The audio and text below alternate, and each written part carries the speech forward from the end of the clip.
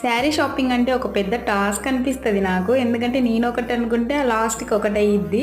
So మా పాప ఆటోలో కూర్చున్నంతసేపు చాలా బాగుండే, దిగంగానే చాలా ఏడుస్తుంది, ఇంకా ఆటోలోనే వెళ్దాము ఇంకా దిగను అని.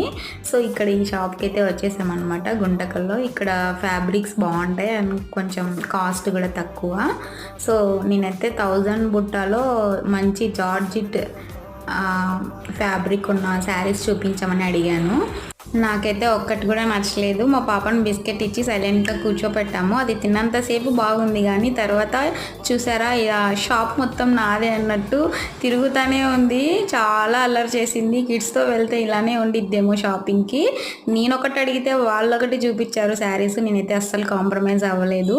సో మా అమ్మ అయితే ఒకటి సెలెక్ట్ చేసుకోయింది. మళ్ళీ ఇంకొక షాప్కి వెళ్ళాము. ఇక్కడ చూసారా తన అల్లరి అద్దంలో చూసుకొని ఎలా చేస్తుందో. ఫైనల్లీ ఈ శారీ సెలెక్ట్ చేసుకున్నాను సింపుల్గా. అంతే వీడియో. Bye bye.